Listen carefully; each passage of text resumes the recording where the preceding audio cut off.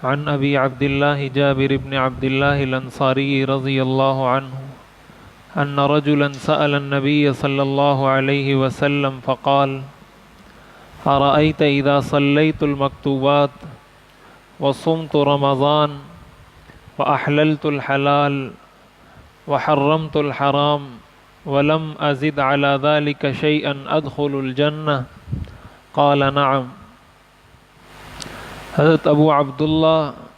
جابر بن عبداللہ رضی اللہ تعالیٰ عنہ فرماتے ہیں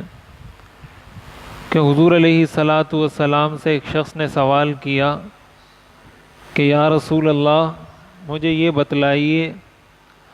اگر میں 5 وقت کی نماز پڑھوں، رمضان کے روزے رکھوں، حلال کو حلال جانوں اور حرام کو حرام جانوں، اور اس کے علاوہ کچھ بھی نہ کروں، تو کیا میں جنت میں داخل ہو جاؤں گا؟ حضور علیہ الصلاۃ والسلام نے فرمایا جی ہاں۔ یہ صحیح مسلم کی روایت ہے۔ اس حدیث کے اندر حضور علیہ الصلاۃ والسلام نے جنت میں داخلے کا طریقہ اور اصول اور ضابطہ بیان فرمایا ہے، اور وہ ضابطہ اور اصول یہ ہے کہ انسان فرائض کا اہتمام کرے اور گناہوں سے بچے۔ جب انسان فرائض کا اہتمام کرتا ہے، حرام کاموں سے بچتا ہے، تو یہ اس کے لیے جنت میں داخلے کی ضمانت ہے۔ اس حدیث میں اس صحابی نے ان 2 چیزوں کا تذکرہ کیا کہ اگر میں نماز پڑھوں اور روزے رکھوں، مقصد اس کا یہ ہے کہ جو مالی عبادات ہیں، جو بدنی عبادات ہیں، وہ بھی میں کروں۔ اور زکوٰۃ کا تذکرہ محدثین نے لکھا ہے یہاں پر اس وجہ سے نہیں کیا گیا کہ حضور علیہ الصلاۃ والسلام کو اس شخص کے بارے میں معلوم تھا کہ یہ فقیر ہے، غریب ہے، اس پر زکوٰۃ فرض ہی نہیں ہے، اس لیے اس شخص نے اس کا سوال ہی نہیں کیا، اور حضور علیہ الصلاۃ والسلام نے جواب میں اس کا تذکرہ بھی نہیں کیا، اور حج اس وقت فرض نہیں ہوا تھا۔ مقصد کہنے کا یہ ہے کہ جو فرائض ہیں، اگر آدمی ان فرائض کا اہتمام کرے۔ دوسری جو چیز انہوں نے پوچھی وہ یہ احللت الحلال وحرمت الحرام، کہ جن چیزوں کو اللہ نے حلال کیا ہے ان کو میں حلال سمجھوں اور اس پر عمل کروں، اور جن چیزوں کو اللہ نے حرام کیا ہے ان کو حرام سمجھوں اور ان سے اجتناب کروں۔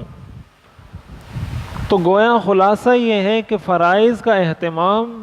اور حرام کاموں سے اجتناب یہ جنت میں داخلے کی کنجی ہے اور چابی ہے۔ اب یہاں ایک بات یہ سمجھنے کی ہے اس حدیث شریف کی روشنی میں کہ بسا اوقات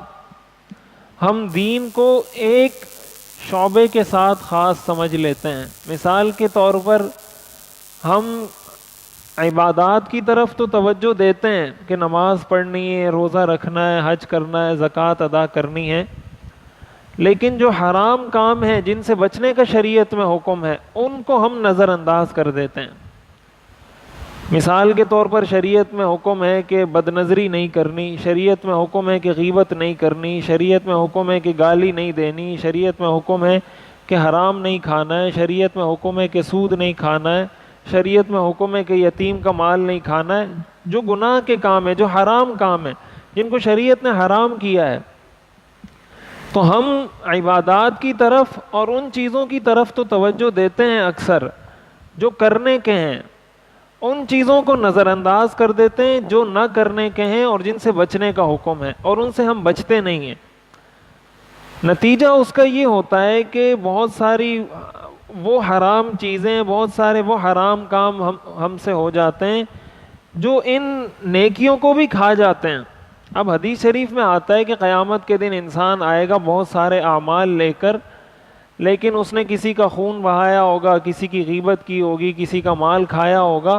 تو یہ سارے اعمال اس سے لے کر اس صاحب حق کو دے دیے جائیں گے جس کی اس نے غیبت کی ہے، جس کا اس نے قرض لیا ہے، جس کا اس نے مال دبایا ہے، جس کو اس نے مارا ہے، جس کو اس نے گالی دی ہے۔ اس کا مطلب یہ ہوا کہ اس کی یہ ساری نمازیں اس کے کام نہیں آئیں، اور یہ کام اس لیے نہیں آئی کہ اس نے یہ جانب تو توجہ سے ادا کر لی، وہ جو جانب تھی وہ اس نے خالی چھوڑ دی۔ تو شیطان نے اس طرف سے حملہ کیا، نتیجہ یہ ہوا کہ اس کی یہ نمازیں بھی قیامت کے دن اس کے کام نہیں آئیں گی۔ اور اسی طرح بسا اوقات یہ ہوتا ہے کہ بعض لوگوں کی توجہ نوافل کی طرف بہت زیادہ ہوتی ہے، اور اچھی بات ہے، نوافل کے بارے میں احادیث میں بہت فضیلت آئی ہے کہ جو نفلی عبادات ہیں، کہ فرائض میں جو کوتاہی کمی ہوگی اللہ تعالیٰ قیامت کے دن ان نوافل کے ذریعے اس کو پورا فرما دیں گے۔ اور حدیث شریف میں آتا ہے کہ بندے کو نوافل سے جتنا قرب حاصل ہوتا ہے اللہ کا، وہ کسی بھی عمل سے حاصل نہیں ہوتا۔ لیکن اس کے ساتھ ساتھ نوافل کے اہتمام کے ساتھ ساتھ یہ بہت اہم چیز ہے کہ ہم حرام کاموں سے اپنے آپ کو بچائیں۔ اب وہ حرام کاموں کا تعلق چاہے ہماری گھریلو زندگی سے ہو، تجارت سے ہو، ملازمت سے ہو، پڑوسی کے حقوق سے متعلق ہو، اللہ کے حقوق سے متعلق ہو، یا بندوں کے حقوق سے متعلق ہو۔ تو یہ در حقیقت لوگ پوچھتے ہیں ولی اللہ کون ہوتا ہے؟ ولی اللہ یہی شخص ہوتا ہے جو فرائض کا اہتمام کرے، حرام سے بچے۔ ولی اللہ کے کوئی سینگ نہیں ہوتے، کوئی ایسا نہیں ہے کہ آپ چہرے سے دیکھ کر اس کو پہچانیں گے، ضروری نہیں ہے۔ حدیث شریف میں آتا ہے رب اشعث اغبر مدفوع بالابواب لو اقسم علی اللہ لابر، کہ بعض اللہ کے نیک بندے ایسے ہوتے ہیں کہ جن کے بال بھی بکھرے ہوئے، جن کے کپڑے بھی پھٹے پرانے، اور اگر کسی کے دروازے پر جائیں تو کوئی دروازہ بھی نہ کھولے، یعنی ان کی دنیاوی حیثیت یہ ہوتی ہے۔ لیکن اللہ کے ہاں ان کا مقام ایسا ہوتا ہے لو اقسم علی اللہ لابر، کہ اگر وہ اللہ کے نام پہ کسی چیز کے ہونے کی قسم کھا لیں اللہ تعالیٰ ان کی وہ قسم پوری فرما دیتے ہیں۔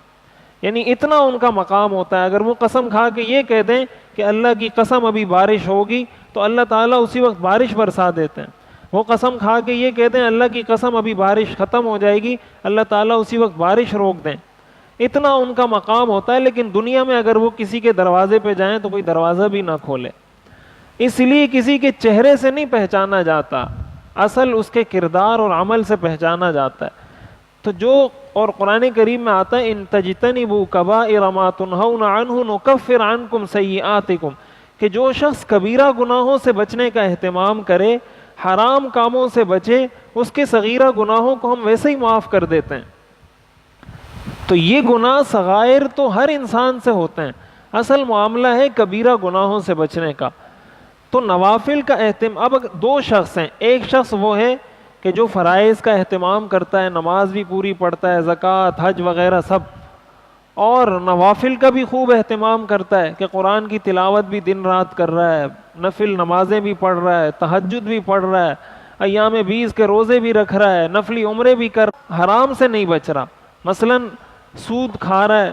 غیبت کر رہا ہے، کسی کو گالم گلوچ کر رہا ہے، کسی کا مال دبایا ہوا ہے، کسی کا حق دبایا ہوا ہے۔ اور ایک وہ شخص ہے جو صرف فرض نماز پڑھتا ہے، فرض زکوٰۃ دیتا ہے، فرض حج کیا، نہ کوئی نفلی نماز پڑھی، نہ کوئی نفلی عمرہ کیا، نہ کوئی نفلی حج کیا، لیکن حرام کاموں سے بچا ہوا ہے۔ وہ نہ کسی کی غیبت کرتا ہے، نہ کسی کو گالی دیتا ہے، نہ کسی کا مال دبایا ہوا ہے، نہ حرام کاموں سے بچا ہوا ہے۔ تو شریعت کی نظر میں یہ شخص افضل ہے، یہ شخص افضل ہے جس کے کھاتے میں ایک بھی نفلی نماز نہیں ہے، ایک بھی نفلی حج نہیں ہے، ایک بھی نفلی عمرہ نہیں ہے، لیکن حرام سے بچا ہوا ہے، فرائض پورے کر رہا ہے۔ شریعت کی نظر میں اس شخص کا مرتبہ بڑا ہے، یہ اللہ کے زیادہ قریب ہے بنسبت اس شخص کے جس کے نفلی عمرے، نفلی حج، نمازیں، سارے کام بہت ہیں لیکن حرام کام سے نہیں بچتا۔